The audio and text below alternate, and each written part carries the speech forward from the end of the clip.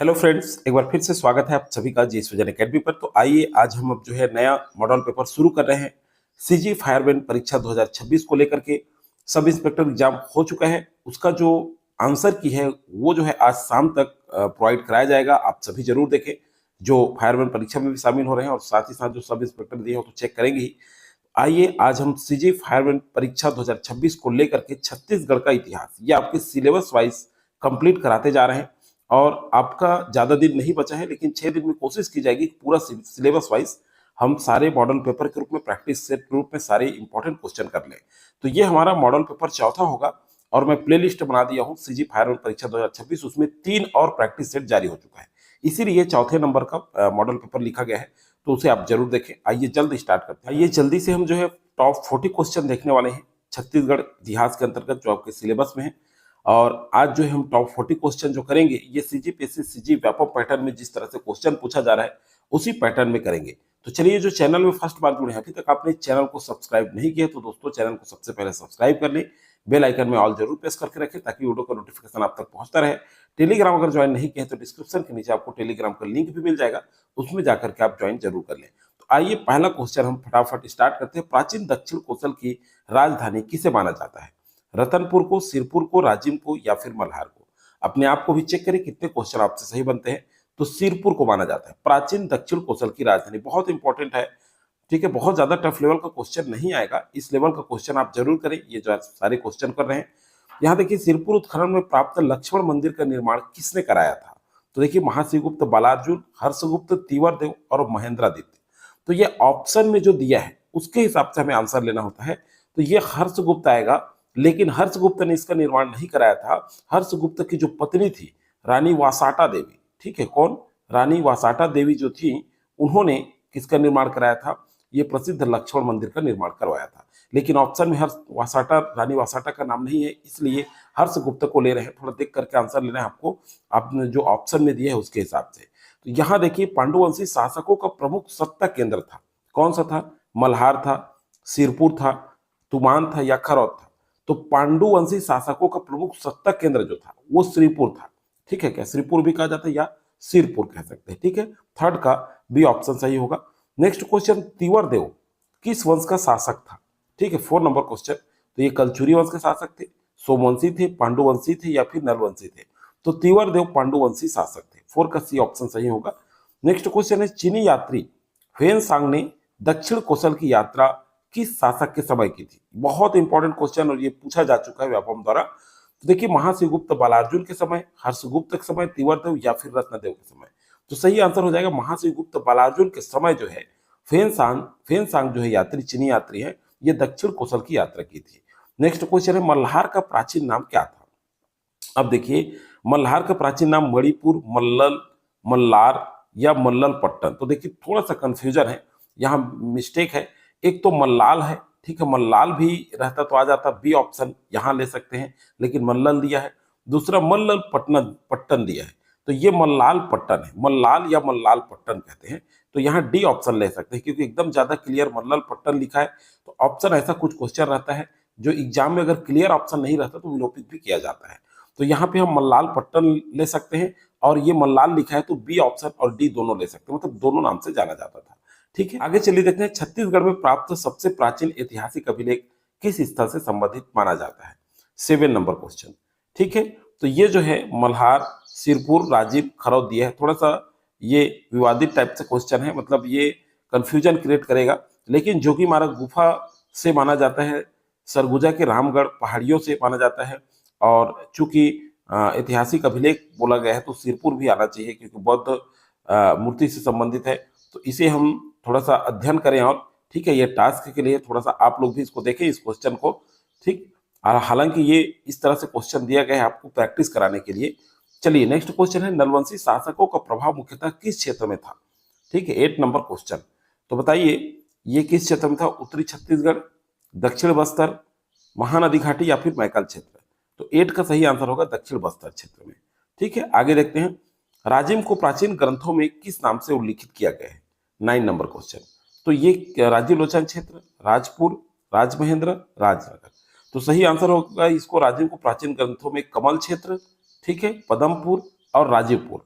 तो ये राजीव लोचन क्षेत्र ले सकते हैं, मतलब राजीवपुर कुल मिला के कहें तो ए ऑप्शन जो है राजीव लोचन क्षेत्र दिया है तो ले सकते हैं।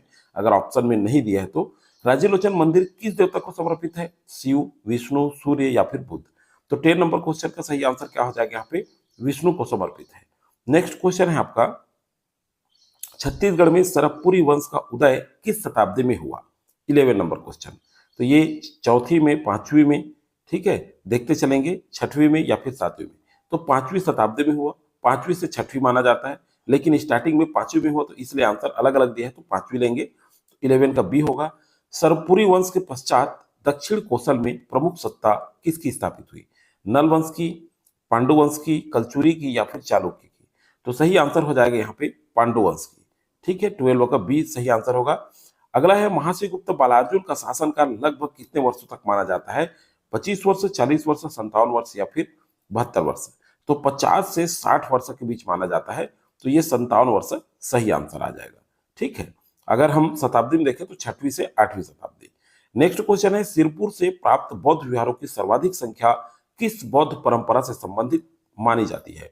ठीक है, तो हीनयान, महायान, वज्रयान या थेरवाद? तो सही आंसर है महायान, ठीक है। 14 का बी सही ऑप्शन होगा। 15 नंबर, ताला से प्राप्त प्रसिद्ध रुद्र शिव प्रतिमा किस विशेषता के लिए प्रसिद्ध है? अष्टमुखी के लिए, संयोजित जीव आकृतियां, स्वर्ण मुकुट या फिर नटराज मुद्रा? तो ये संयोजित जीव आकृतियां, विभिन्न जीवों की संयोजित आकृतियों के लिए प्रमुख है ये, ठीक है, विशेषता के लिए प्रसिद्ध है। अगला है, कलचुरी वंश की प्रारंभिक राजधानी तुमान थी, बाद में राजधानी कहां बनी? इस तरह से क्वेश्चन पूछा जाता है, बहुत ही ज्यादा इंपॉर्टेंट क्वेश्चन कर रहे हैं, सारे क्वेश्चन करिएगा। तो देखिए, सिरपुर, रतनपुर, मल्हार और राजिम। तो 16 का सही आंसर क्या हो जाएगा? रतनपुर, ठीक है, क्या हो जाएगा? रतनपुर। नेक्स्ट है, रतनपुर शाखा के प्रथम प्रमुख कलचुरी शासक कौन थे? ठीक है, 17 नंबर क्वेश्चन। तो रत्नदेव प्रथम थे, ये ऑप्शन ही सही हो जाएगा। अगला है, राजाजलदेव प्रथम का प्रसिद्ध अभिलेख कहां से प्राप्त हुआ है? खरौद से, रतनपुर से, मल्हार से या फिर राजिम से? तो सही आंसर क्या होगा इसका? राइट आंसर हो जाएगा इसका रतनपुर, ठीक है, 18 का बी। अगला चलिए देखते हैं,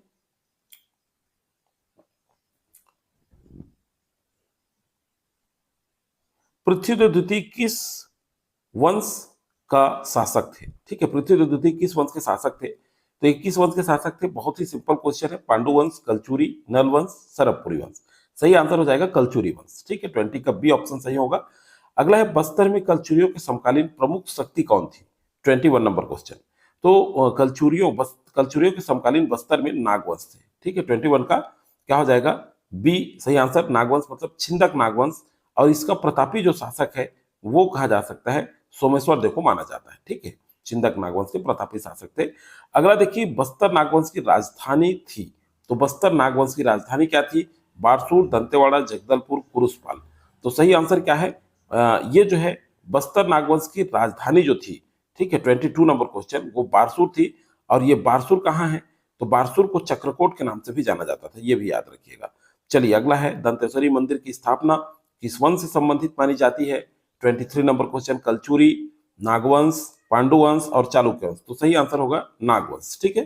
23 नंबर क्वेश्चन का सही आंसर है कुछ अगर देखे संदर्भों में तो काकती वंश भी दिया रहता है, ठीक है, कौन सा वंश? काकती, लेकिन ऑप्शन में नहीं है तो हम यहाँ नागवंश लेंगे। अगर काकती वंश भी रहता है तो काकती वंश आंसर लिया जा सकता है। अगला, मामा भाजा मंदिर का मंदिर किस काल का स्मारक है? ठीक है, 24 नंबर क्वेश्चन, पांडुवंशी, नागवंशी, कलचुरी या फिर मुगल? तो ये 24 नंबर क्वेश्चन ये जो है नागवंशी होगा, ठीक है, सही आंसर आ जाएगा आपका नागवंशी।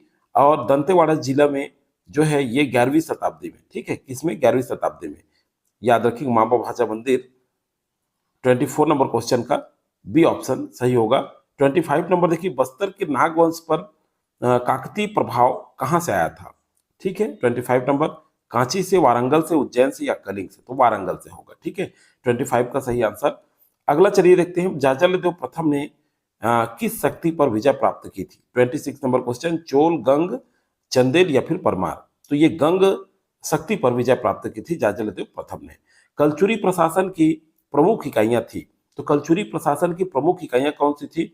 देखिए, राष्ट्र विषय ग्राम, भुक्ति मंडल, प्रदेश खंड, मंडल विषय ग्राम? सही आंसर हो जाएगा मंडल, विषय और ग्राम में जो है बटा हुआ था कलचुरी प्रशासन, तो डी ऑप्शन सही होगा। 28 नंबर, मैकल क्षेत्र वर्तमान में मुख्यतः कहाँ स्थित है? मैकल क्षेत्र, ठीक है, बस्तर, सरगुजा, कबीरधाम, अमरकंटक या फिर रायगढ़। तो कबीरधाम अमरकंटक क्षेत्र आएगा, ठीक है। चलिए अगला देखते हैं। दक्षिण कोसल मुख्यतः, देखिए दक्षिण कोसल मुख्यतः किन नदियों के मध्य विस्तृत था? 29 नंबर क्वेश्चन। नर्मदा, ताप्ती, महानदी गोदावरी, कृष्णा, इंद्रावती, कृष्णा, ठीक है। और अगला है शिवनाथ सोन। तो सही आंसर होगा महानदी गोदावरी, ठीक है, बी ऑप्शन सही होगा। अगला है लक्ष्मण मंदिर किस स्थापत्य शैली का उदाहरण है? 30 नंबर क्वेश्चन। तो ये द्रविड़, नागर, बेसर या फिर इंडो इस्लामिक। तो लक्ष्मण मंदिर जो है नागर शैली का उदाहरण है, बी सही आंसर होगा। 31 नंबर क्वेश्चन, खल्लारी क्षेत्र किस कारण प्रसिद्ध था? ठीक है, खल्लारी क्षेत्र, तो ये जो है किस कारण? बौद्ध शिक्षा, शक्ति उपासना, जैन व्यापार या मुगल चौकी। सही आंसर होगा शक्ति उपासना के कारण, ठीक है, 31 का सही आंसर होगा बी। अगला है कलचुरी ताम्रपत्रों से मुख्यतः जानकारी मिलती है, किसकी जानकारी मिलती है 32 में? तो सैन्य अभियान की, भूमिदान की, विदेश नीति की, धार्मिक विवाद की। बहुत इंपॉर्टेंट क्वेश्चन है भूमिदान से संबंधित, तो ऑप्शन बी सही होगा 32 का। 33 मध्यकालीन गढ़ व्यवस्था, मध्यकालीन गढ़ का क्या अर्थ था? व्यापार नगर था, तीर्थ था, सैन्य दुर्ग था या फिर कृषि मंडी था। तो गढ़ को किला भी कहा जाता था, याद रखिएगा, गढ़ को किला भी कहा जाता तो सैन्य दुर्ग से संबंधित होगा। 33 का सही ऑप्शन सी हो जाएगा, ठीक है। चलिए 34 नंबर, छत्तीसगढ़ नाम का संबंध कितने गढ़ों से माना जाता है? तो 18, 24, 36 और 52। सही आंसर होगा 36, ठीक है, 34 का सी। 35 रतनपुर और रायपुर शाखा का विभाजन लगभग किस शताब्दी में हुआ था? 35, तो 10वीं, 11वीं, 12वीं और 14वीं। तो सही आंसर क्या हो जाएगा इसका 35 नंबर क्वेश्चन का? ये 12वीं शताब्दी आएगा, ठीक है। कौन सी शताब्दी? 12वीं। अगला है रायपुर शाखा की प्रारंभिक राजधानी कहाँ थी? रायपुर शाखा की, तो रायपुर शाखा की रायपुर, खल्लारी, राजिम या आरंग। सही आंसर होगा खल्लारी, ठीक है, 36 का बी। 37 आरंग का महत्व किस कारण से था? बंदरगाह के कारण, शैव वैष्णव जैन स्मारक के कारण, मुगल छावनी या फिर लौह उद्योग। तो सही आंसर होगा शैव वैष्णव और जैन स्मारक के कारण महत्व था आरंग का। अगला है भोरमदेव मंदिर मुख्यतः किस काल का है? ठीक है, 38 नंबर क्वेश्चन पे आए। तो ये पांडुवंशी, कलचुरी, नागवंशी या फिर मराठा। तो सही आंसर भोरमदेव मंदिर मुख्यतः किस काल का है? भोरमदेव मंदिर का निर्माण, ठीक है। तो ये फड़ी नागवंशी, तो हम किस काल का है? तो ये फड़ी नागवंशी, जो नागवंशी दिया है इसको आंसर ले रहे हैं। फड़ी नागवंशी शासक गोपाल देव ने इसका निर्माण कराया था, याद रखिएगा। और कब कराया था इसमें? 11वीं शताब्दी में। कब? 11वीं शताब्दी। अगर एग्जैक्ट देखें ईस्वी में तो 1089 ईस्वी में, ठीक है। और ये कलचुरी का प्रभाव इनका दिखा है, कलचुरी शासकों का प्रभाव इसमें दिखा है, इसलिए कलचुरी भी होता है। लेकिन किस काल का है? तो ये छिंदक नागवंशी काल का है। तो 38 का सी ऑप्शन हम यहाँ सही लेंगे। अगला है भोरमदेव मंदिर की विशेषता क्या है? तो देखिए 40 क्वेश्चन होने वाले हैं। जो भी अभी तक लाइक नहीं किए दोस्तों, जल्दी से लाइक करके प्रमोट कर दे, ज्यादा से ज्यादा लोगों को शेयर कर दे ताकि और लोग भी जुड़ पाए। और लाइव क्लास अगर चाहते हैं शाम को तो कमेंट करके बताएं, ज्यादा से ज्यादा लाइव क्लास कमेंट आएगा तो लाइव क्लास भी आयोजित कराया जाएगा ज्यादा से ज्यादा क्वेश्चन पर। तो चलिए देखते हैं भोरमदेव मंदिर की विशेषता क्या है। 39 नंबर क्वेश्चन, तो ये द्रविड़ शैली, खजुराहो शैली मूर्तिकला, बौद्ध शैली या फिर मुगल शैली। तो ये भोरमदेव मंदिर की विशेषता है खजुराहो जैसी मूर्तिकला, ठीक है। अगला और अंतिम क्वेश्चन है सही कालानुक्रम कौन सा है? देखिए सही कालानुक्रम है ये, यहाँ देखेंगे हम लोग जो है प्राचीन से मध्यकालीन इतिहास में पांडुवंशी, सरबपुरी, कलचुरी, नागवंशी। ये नहीं होगा। सरबपुरी, पांडुवंशी, कलचुरी और नागवंशी ये बिल्कुल सही है। 40 नंबर क्वेश्चन का सही ऑप्शन बी होगा। और इस तरह से आंसर क्वेश्चन पूछा जाता है। देखिए जो टफ क्वेश्चन आखिर में दिया गया है, इसीलिए आप शुरू क्वेश्चन को सरल समझ करके प्रैक्टिस सेट को बंद न करें, मॉडल पेपर को सारे क्वेश्चन सॉल्व करें। काफी इंपॉर्टेंट क्वेश्चन होगा। आप अगर विभिन्न एग्जाम दिए हैं तो ये क्वेश्चन पता चला होगा आप सभी को कि काफी अच्छा लेवल का क्वेश्चन है। इसी तरह से कंटिन्यू आपको वीडियो मॉडल पेपर के रूप में प्रोवाइड कराया जाएगा। दोस्तों ये वीडियो को अधिक से अधिक लोगों को शेयर करना बिल्कुल ना भूलें। तो चलिए आप सभी को बहुत बहुत शुभकामनाओं के साथ फिर मिलेंगे कल जल्द। और अगर आपको लाइव क्लास चाहिए तो कमेंट करके बता दें कमेंट सेक्शन पर। आज ही शाम से स्टार्ट हो जाएगा।